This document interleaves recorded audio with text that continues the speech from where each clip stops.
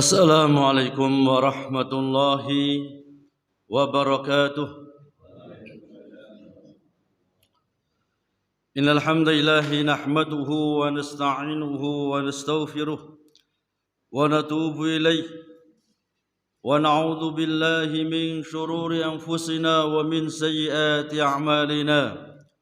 May yahdihillahu fala mudilla lahu wa may yudlil fala hadiya lahu.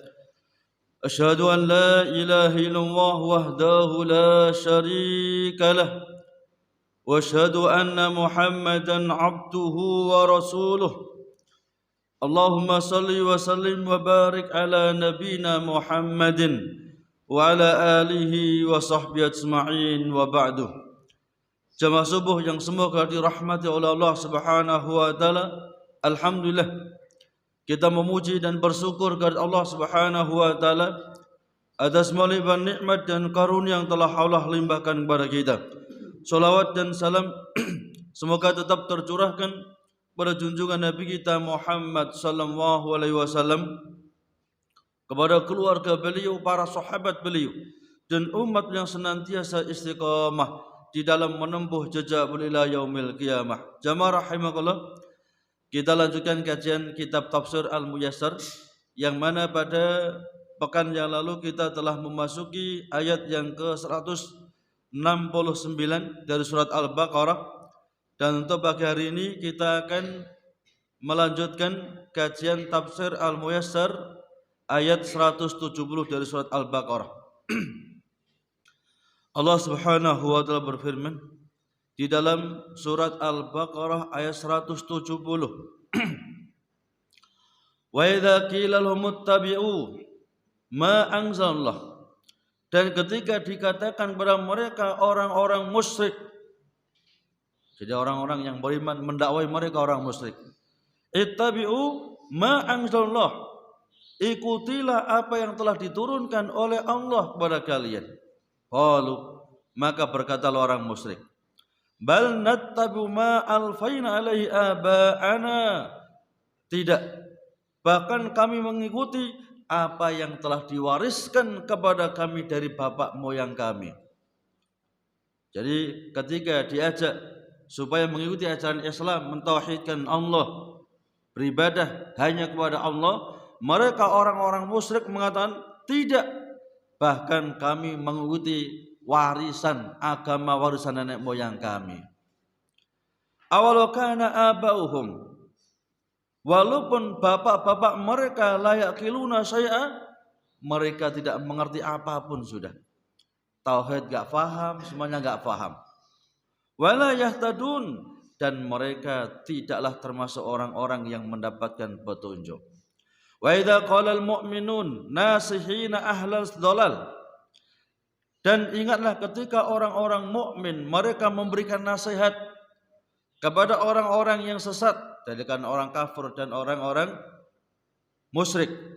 Ittabu ma anzalallahu minal Qur'an wal huda, ikutilah apa yang telah Allah turunkan kepada kalian dari Al-Qur'an dan petunjuk Allah, yakni hadis Nabi kita Muhammad sallallahu alaihi wasallam. Mereka orang musyrik, mereka orang kafir, mereka orang sesat, didakwai, diajak oleh orang yang beriman, ayo ikuti petunjuk Allah dan juga nabinya Muhammad sallallahu alaihi wasallam. Asharu ala taqlidi aslafihimul musyrikin, justru mereka terus menerus tetap dalam taklidnya mereka, fanatik buta mereka, mengikut kepada warisan nenek moyang mereka dari kalangan orang-orang musyrik. Qailin, seraya mengatakan, la nattabi'u dinakum, kami enggak mau mengikuti agama kalian, kami enggak mau mengikuti ajaran kalian. Bal nattabi'u ma wajadna alaihi aba'ana, bahkan kami mengikuti warisan ajaran agama nenek moyang. Jadi ketika diajak ayo bertauhid kepada Allah, jangan menyembah kecuali kepada Allah, jangan bertawakal, jangan berserah diri, jangan bergantung kecuali hanya kepada Allah, mereka mengatakan tidak, kami tidak mengikuti ajaran kalian, tapi kami mengikuti warisan nenek moyang.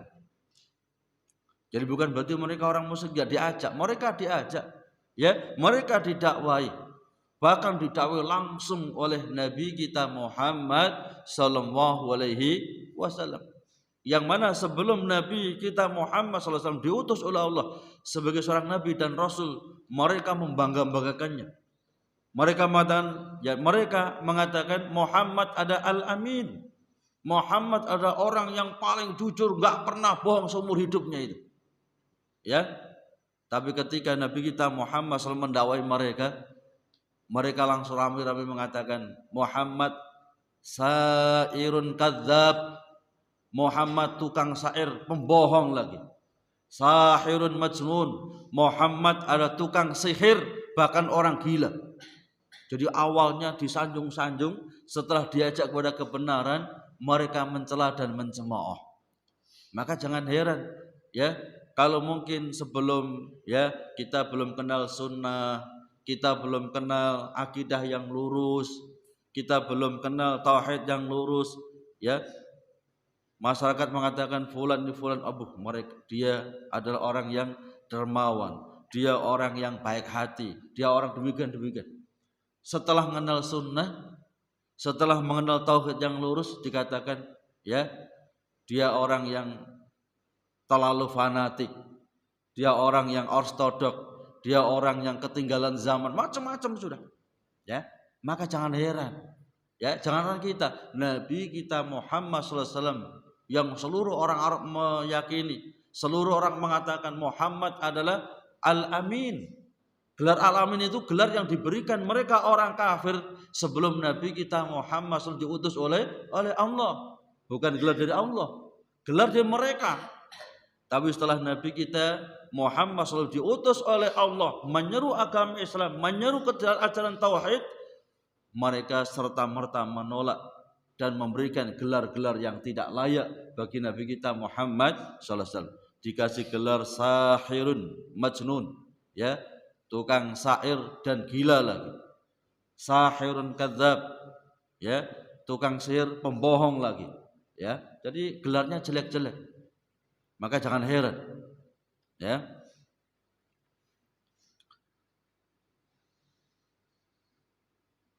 Bal nattabi'u ma wajadna 'alaihi aba'ana. Bahkan kami enggak mau mengikuti ajaran kalian, ajaran Islam.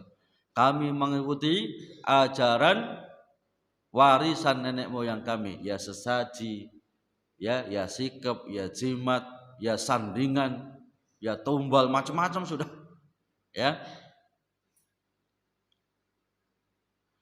Ayat tabi'una abahum law kanu la yaqiluna 'anillahi syai'a.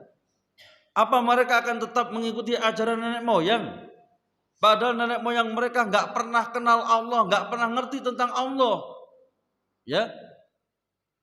Mereka hanya ngerti ya sing reksa gunung misalnya. Atau yang danyangnya tempat-tempat ini tertentu. Ya, apa mereka akan tetap mengikuti ajaran nenek moyang? Kalau nenek moyang mereka itu enggak ngerti apapun tentang agama Allah. Agama hanya sekedar akal-akalan, buatan manusia sendiri. Apa mereka enggak mengikuti ajaran Allah, ajaran Islam? Kemudian mengambil ajaran nenek moyang yang nenek moyang mereka enggak pernah kenal, enggak pernah tahu, enggak pernah ngerti tentang ajaran Allah Subhanahu wa taala. Wala yutrikuna rusdah.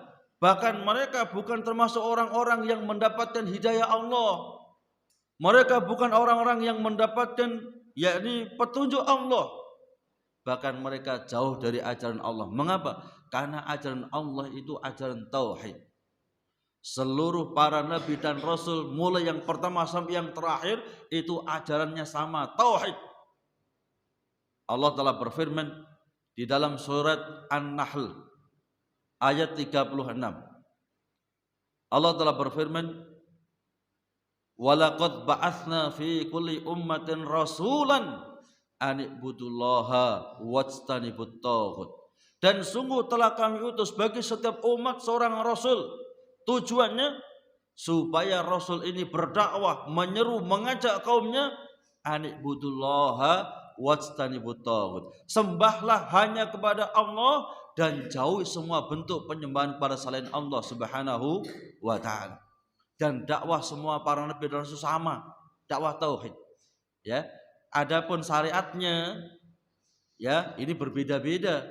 Tapi kalau ajaran akidahnya, tauhidnya sama, tidak boleh menyembah, tidak boleh bergantung, tidak boleh berserah diri, tidak boleh bertawakal kecuali hanya kepada Allah Subhanahu wa taala. Maka benar ketika Allah berfirman dalam surat Al-Anbiya ayat ke-25, "Wa ma arsalna min qablika mir rasulin illa nuhi ilaihi annahu la ilaha illa ana fa'buduni." Allah telah berfirman, dan tidak pernah aku utus seorang rasul pun sebelum engkau wahai Muhammad.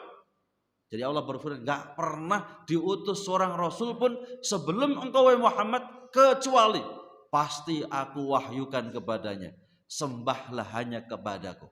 Ya. Bahwasanya tidak ada ilah, tidak ada sembahan yang berat disembah kecuali aku Allah. Fa'buduni, maka sembahlah hanya kepadaku. Artinya ajaran tauhid mulai rasul yang pertama ya, yakni Nabi Nuh alaihi salatu wasallam sampai rasul yang terakhir Nabi kita Muhammad sallallahu alaihi wasallam. Ajaran Nabi yang pertama Nabi Adam alaihi salatu wasallam sampai Nabi yang terakhir Nabi kita Muhammad sallallahu alaihi wasallam satu sama, yakni supaya tidak menyembah kecuali hanya kepada Allah.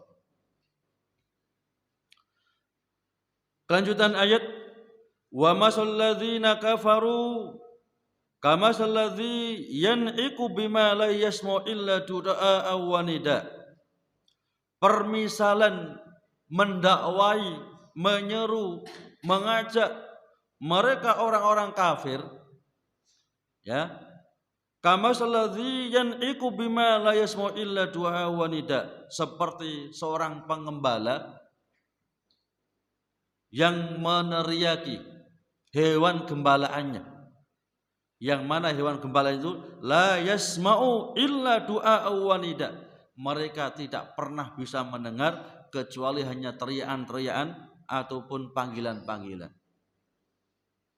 Jadi permisalan orang-orang yang menyeru orang-orang kafir, orang-orang musyrik seperti pengembala yang menyeru kepada hewan gembalaannya, yang mana hewan gembala itu tidak bisa mendengar kecuali hanya teriakan-teriakan saja. Jadi nggak paham apa yang diucapkan oleh pengembalanya, majikannya. Sumum, mereka itu ada tuli. Bukmun, mereka adalah bisu. Umyun, bahkan mereka orang yang buta. Jadi orang kafir, orang musyrik itu Allah sebutkan mereka itu tuli, mereka itu bisu, bahkan mereka adalah orang-orang yang buta. Fahum la yaqilun, dan mereka tidaklah berakal. Sifatul ladzina kafaru wadaihim ilal huda wal iman kasifatir ra'il ladzi yusihu bil bahaim. Sifat keadaan orang-orang kafir ya, yang diseru, yang diajak oleh orang-orang beriman untuk yakni mengikuti petunjuk Allah, untuk beriman, itu seperti keadaan pengembala yang memanggil, berteriak-teriak memanggil hewan gembalaannya. Wa hiya la tafhamu ma'anya kalamihi, padahal hewan itu enggak paham, enggak ngerti apa yang dimaksudkan oleh sang pengembala. Ayo ngalor-ngalor, enggak ngerti, baru dipecuti baru ngerti ngalor. Ya, ayo ngidul, ya. Hewan juga enggak ngerti, ya. Dipecuti ngidul baru ngidul. Ya. Allah ibaratkan orang-orang kafir seperti binatang semacam itu. Saking gobloknya. Ya. Mengapa dengan hidayah Allah yang begitu jelasnya dia tidak bisa mendapatkan hidayah, tidak bisa mengambil pelajaran? Makanya Abu Jahal itu nama aslinya Al-Hakim, ya, orang yang paling cerdas di seluruh Jazirah Arab. Tetapi kejeniusannya, kecerdasannya tidak bisa tidak bisa untuk mendapatkan hidayah Allah. Padahal semua masalah, semua problem kalau disampaikan oleh Al-Hakim ini, ya, pasti ada jalan keluarnya. Ya. Tetapi kecerdasannya, ya, kejeniusannya tidak bisa menyebabkan dia mendapatkan hidayah Allah, maka dikasih nama Abu Jahal, bapaknya orang goblok. Karena cerdas sebetulnya, orang yang jenius itu. Tapi kejeniusannya, kecerdasannya tidak bisa menyebabkan dia, ya, sadar akan kesalahannya, sadar tentang kesesatannya, sadar tentang yakni kerusakan akidahnya selama ini. Justru mengikuti ajaran nenek moyang tanpa mau kembali kepada ajaran Allah Subhanahu wa taala. Wa inna ma tasma'un nida wa dawiyas saut faqat. Yang mana hewan ternak itu hanya dengar panggilan-panggilan saja, ya, ataupun suara teriakan-teriakan saja. Gak ngerti apa yang dimaksudkan oleh sang penggembala. Wa haula'il kufaru summun satu asma'ahum anil haq. Maka mereka orang-orang kafir, mereka orang-orang musyrik itu adalah orang yang tuli, yang telinga mereka tidak bisa, ya, tidak bisa untuk mendengarkan kebenaran yang datangnya dari Allah dan Rasulnya Muhammad sallallahu alaihi wasallam. Tuli mereka itu. Mengapa? Dibacakan ayat, berapa ribu ayat itu, ya, tapi mereka nggak pernah bisa memahami apa yang dimaksud dari bacaan Al-Quran tersebut. Hukmun ahrasu al-sinatahum anin nutqi bihi. Mereka juga orang yang bisu. Sehingga lisan yang Allah berikan tidak bisa digunakan untuk mengucapkan ucapan-ucapan yang hak, ucapan yang benar, ucapan yang lurus. Mengucapkan la ilaha illallah, mengucapkan kalimat tauhid, mengucapkan ucapan-ucapan yang benar. Justru kalimat yang keluar itu adalah fitnah, bohong, ya, dan juga menghinakan ajaran Allah Subhanahu wa taala. Umyun la tara a'yunuhum barahil bahirah. Bahkan mata mereka itu buta, tidak bisa melihat tanda-tanda kebesaran Allah, tidak bisa melihat yakni penjelasan-penjelasan Allah yang sangat jelas dalam Al-Quran ataupun dalam hadis Nabi kita Muhammad sallallahu alaihi wasallam. Bukan berarti mereka enggak punya penglihatan, tapi penglihatannya enggak bisa untuk melihat, ya, kebenaran yang datang dari Allah Subhanahu wa taala. Mereka juga punya telinga, bisa mendengar, tapi telinganya tidak bisa mendengar kebenaran yang datang dari Allah. Bahkan mereka juga punya lesannya tapi gak bisa untuk mengucapkan yang hak yang datangnya dari Allah Subhanahu wa taala. Fahum la yu'maluna uquluhum fi ma yanfa'uhum. Mereka tidak bisa mempergunakan akalnya untuk sesuatu yang bermanfaat bagi mereka di dunia, bahkan nanti di yaumil qiyamah. Ya. Dikala banyak orang yang cerdas, yang hatinya lurus, mereka bisa menerima ajaran Islam. Ya, bisa langsung membenarkan syariat Islam. Termasuk, ya, di zaman Nabi adalah Abdullah bin Salam, seorang ulama Yahudi yang lurus. Nabi kita Muhammad SAW bertanya kepada mereka orang-orang Yahudi, wahai orang-orang Yahudi, apa pendapat kalian tentang Abdullah bin Salam? Maka mereka mengatakan, Abdullah bin Salam khairuna wa ibnu khairina. Abdullah bin Salam adalah orang yang terbaik di antara kami, putranya orang yang paling baik di antara kami. Kemudian Nabi bertanya lagi, apakah kalian akan masuk Islam? Kalau Abdullah bin Salam masuk Islam, kata mereka, tidak mungkin Abdullah bin Salam masuk Islam. Abdullah bin Salam itu ulama kami, Abdullah bin Salam itu panutan kami, gak mungkin masuk Islam. Maka Abdullah bin Salam keluar dari rumah seraya mengatakan asyhadu alla ilaha illallah wa asyhadu anna Muhammadar Rasulullah. Orang-orang Yahudi yang mereka mendengar ya persaksian ulamanya, persaksian orang yang paling cerdas di antara mereka, bahwasanya sang ulama Yahudi ini masuk Islam bersyahadat asyhadu an la ilaha illallah wa asyhadu anna Muhammadar Rasulullah, yang sebelumnya dipuji-puji, disanjung-sanjung, dikatakan orang yang paling baik.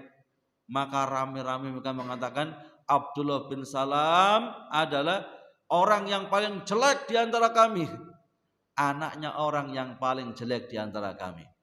Ya, jadi kadang-kadang orang itu sudah jelas kebenaran, dia nggak mau menerimanya. Ya, jadi orang-orang Yahudi ini ulamanya, ulama yang paling besar itu, yang paling pintar, yang paling cerdas, mengatakan asyhadu alla ilaha illallah wa asyhadu anna Muhammadar Rasulullah di hadapan mereka. Yang selama ini Abdullah bin Salam disanjung-sanjung, dipuja-puja, ya, dimuliakan. Begitu bersyahadat asyhadu alla ilaha illallah wa asyhadu anna Muhammadar Rasulullah dilecehkan, direndahkan, dijelek-jelekan. Maka biasa kalau kita belum ngaji, ya, itu nggak ada efek ya. Setelah ngaji ada efeknya. Oh itu sekarang ngaji ekstrim itu, ya, sesat itu. Dari mana sesatnya? Wong yang dibaca hanya Al-Quran dan hadis Nabi, enggak yang lain. Dan dengan pemahaman salafus ummah, jadi pemahaman para sahabat yang itu ditazkiyah langsung oleh Allah Subhanahu wa taala. Ya, Allah Taala berfirman, "Dzalika matsalun fit Taurat wa matsalun fil Injil." Mereka sifat-sifat sahabat Nabi itu telah kami kisahkan dalam kitab suci Taurat.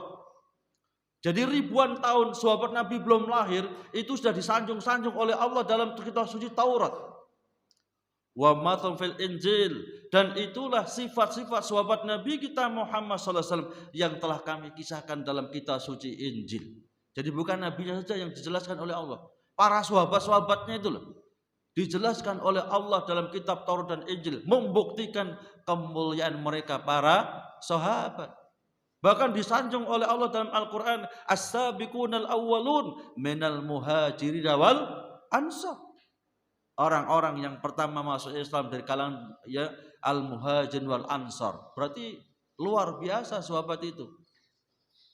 Maka kewajiban setiap muslim itu wajib berpegang teguh Al-Quran dan sunnah Nabi dengan pemahaman para sahabat Rasulullah sallallahu alaihi wasallam. Disitulah kita dituntut untuk bisa berbahasa Arab, ya, bisa mengetahui, karena kita nggak mungkin bisa mengetahui bagaimana para sahabat memahami ayat itu kecuali dengan ngerti bahasa Arab. Sahabat Nabi itu ngomongnya pakai bahasa Arab kok, ya kan? Bahkan ada yang mengatakan, oh jangan belajar bahasa Arab, kita kan orang Jawa, belajar bahasa Jawa saja. Iya harus belajar bahasa Jawa, harus bagi orang Jawa, tapi jangan sampai benci dengan bahasa Arab. Wong Al-Qurannya dengan bahasa Arab kok, ya, hadisnya dengan bahasa Arab kok, keterangan para ulama itu dengan bahasa Arab, ya. Kadang-kadang kan seolah-olah sangat benci dengan orang-orang Arab, ya, ngakunya Islam tapi benci dengan Arab, ya kan? Padahal orang Hindu itu loh, nggak ada yang benci dengan orang-orang yang dari India, ya kan? Orang-orang yang pengikut Hindu itu mereka sangat bangga dengan orang-orang yang ada di India yang mengikuti ajaran Hindu. Lah kita, ya, orang Islam kadang-kadang benci dengan orang yang ada di Arab. Apa alasannya? Ya, alasannya nggak jelas. Alasannya tauhidnya lurus, lempeng, nggak menggok. Hanya itu aja. Ajarannya lurus, lempeng, nggak menggok. Hanya itu alasannya. Ya. Dan memang merupakan jaminan Nabi kita Muhammad SAW. Ya, kata Nabi dalam hadis riwayat Imam At-Tirmidzi, ya, tidak ada yang bisa mengungguli ulama-ulama Madinah. Jadi Mekah Madinah dijamin oleh Allah itu. Gak mungkin yang megang Ka'bah itu orang muslim, gak mungkin. Ya, setelah Fathul Mekah sampai yaumil kiamah, gak mungkin yang megang Ka'bah itu orang-orang musyrik. Ya. Bahkan situs-situs yang digunakan untuk kesyirikan dijaga betul, ya. Seperti makam Nabi dijaga itu, kalau nggak dijaga tanahnya habis itu, ya, tanahnya habis. Mengapa? Sebelum dijaga ketat seperti saat ini, banyak orang yang pura-pura berkelahi di depan makam Nabi. Tujuannya apa? Tujuannya untuk mengambil tanah Nabi. Jadi tanah kuburan Nabi diambil untuk jimat, untuk sikap.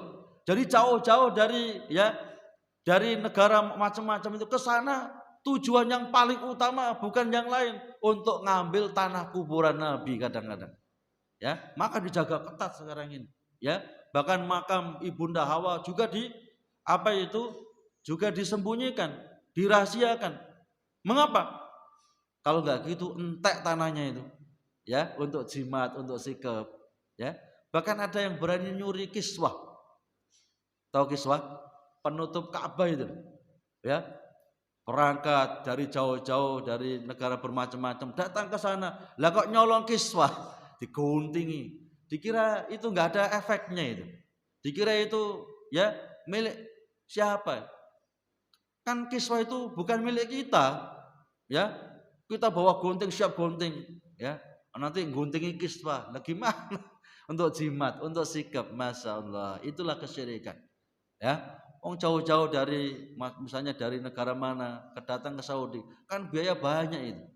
Kalau haji harus nunggu puluhan tahun, lah sampai begitu menunaikan ibadah haji, menunaikan ibadah umroh, lah kok nyolong kiswah? Lah ini gimana ini? Ya, setelah nyolong kiswah untuk jimat lagi. Ya, berbuat syirik kepada Allah Subhanahu wa taala. Jadi harus lurus akidahnya, harus lurus tauhidnya, ya.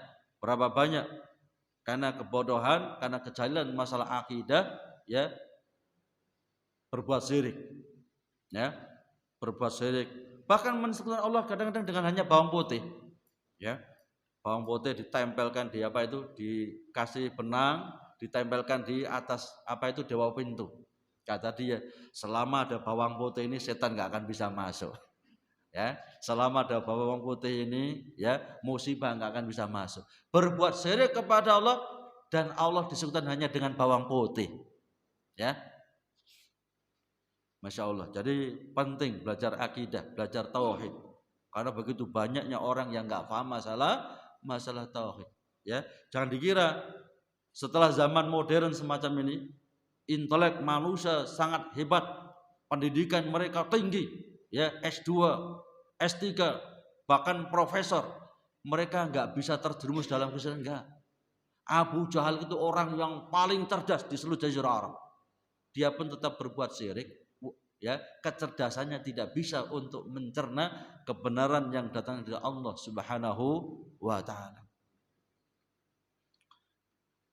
Kita lanjutkan.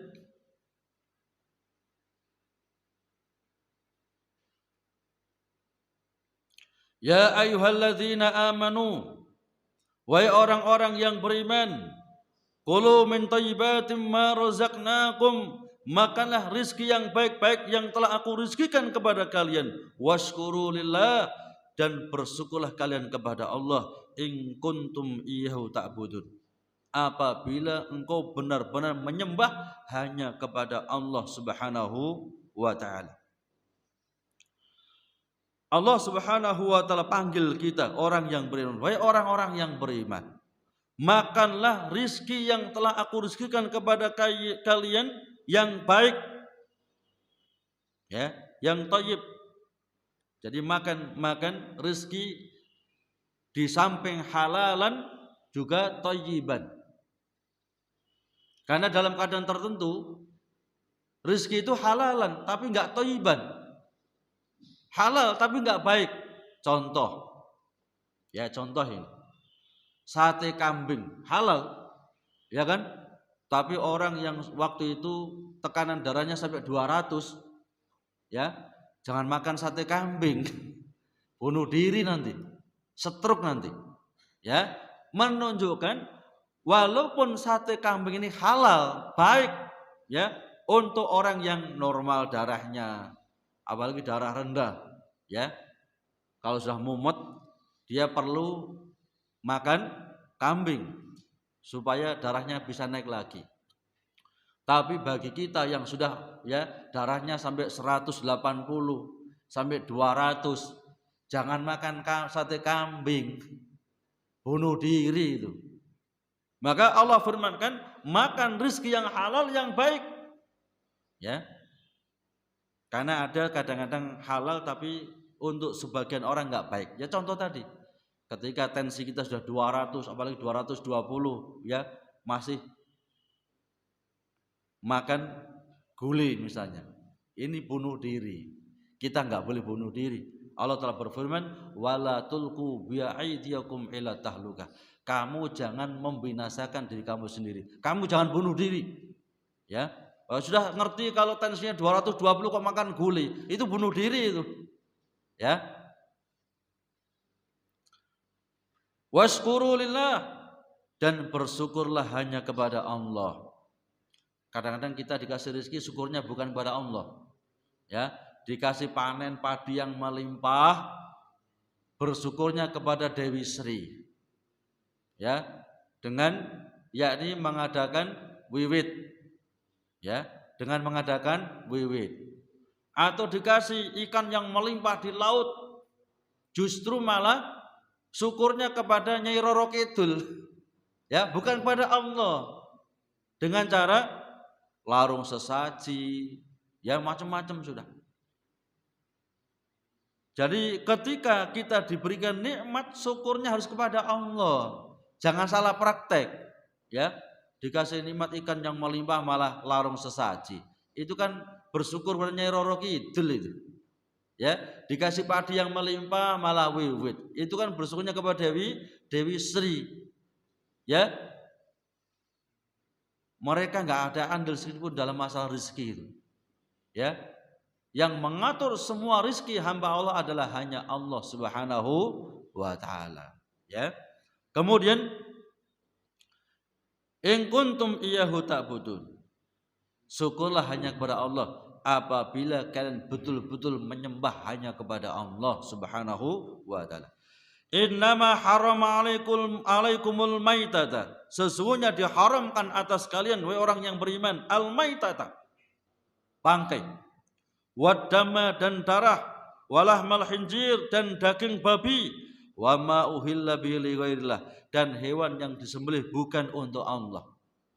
Famanitturra ghaira baghin, barang siapa yang terpaksa bukan karena untuk menyimpang, ya, bukan untuk yakni berbuat durhaka, wala atin fala isma alaih, maka tidak ada dosa baginya. Innallaha ghafurur rahim, sesungguhnya Allah Maha Pengampun lagi Maha Penyayang. Innama haramallahu alaikum ma yadurrukum kal maitah allati lam tudbah bi tariqatin syar'iyyatin. Sesungguhnya diharamkan atas kalian semua hal yang membahayakan. Jadi yang diharamkan oleh Allah itu semua hal yang membahayakan kita, baik di dunia bahkan nanti di yaumil kiamah. Allah yang menciptakan kita, Allah yang Maha tahu tentang kebaikan-kebaikan kita di dunia bahkan nanti di yaumil kiamah. Maka Allah larang. Ini enggak boleh. Ini membahayakan ini. Ya. Ini efeknya enggak baik ini. Di dunia bahkan nanti di yaumil kiamah. Di antaranya diharamkan kita untuk makan bangkai. Ya, yang dimaksud bangkai adalah hewan yang disembelih dengan tanpa syar'i. Jadi misalnya apa itu sembelih dengan langsung ditusuk duburnya misalnya. Karena nanti Pak Ustadz kalau darahnya keluar ya rasa nikmatnya, rasa gurihnya hilang. Bangkai itu. Ya. Atau bangkai lagi ya disembelih dengan cara ditubruk misalnya, ya, dilindes misalnya. Itu bangkai semuanya, ya. Jadi bangkai ini hewan yang dia ini disembelih mati dengan tanpa syar'i. Bahkan pernah saya menyaksikan ada kambing ketabrak sepur. Ya, keserempet sepur. Jadi gujal-gujal apa itu hampir mati. Ya. Kemudian dipegang kakinya, diengek-engek kakinya. Ya. Kata dia ngomong pada yang punya kambing. Ya, alhamdulillah sudah saya sembelih. Saya lihat mana disembelih, lehernya masih utuh. Lah ini disembelih. Jadi yang diengek-engek itu, yang diiris itu kakinya. Jadi bangkai, ya. Jadi bangkai. Andai saja disembelih pas pada lehernya, ya, sesuai syar'i, maka halal itu.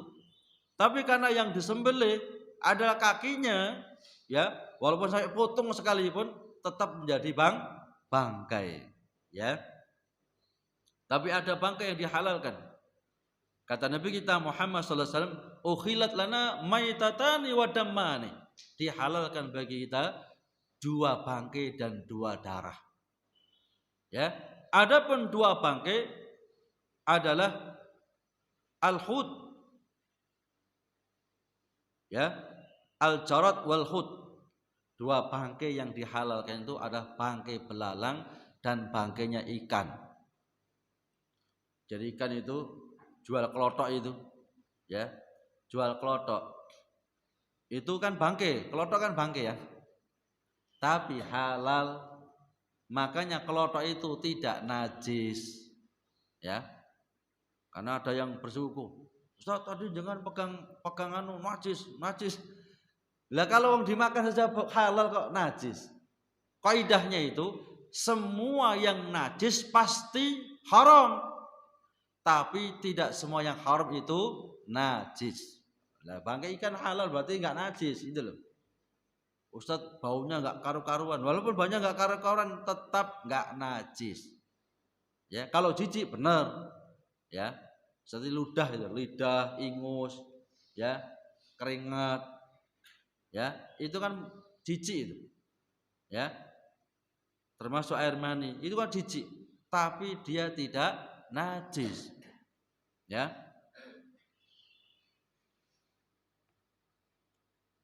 Adapun, ya, jadi yang bangkai yang dihalalkan 2, bangkai ya ini belalang dan bangkai ikan. Pernah, ya, di zaman Nabi kita Muhammad SAW, sahabat Nabi itu menemukan ikan paus yang sudah mati, ya, ikan paus yang minggir di laut itu tapi sudah mati, ya, oleh sahabat Nabi. Ikan paus ini, ya, dibakar, dimasak kalau bahasa kita, ya, dan itu disaksikan Nabi.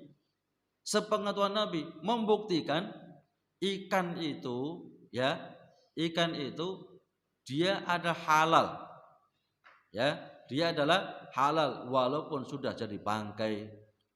Selama tidak membahayakan, sudah bangkai, sudah membusuk, ya, hampir hancur, katanya Pak Ustadz boleh digoreng, nanti keracunan nanti. Jadi harus ngerti, ya.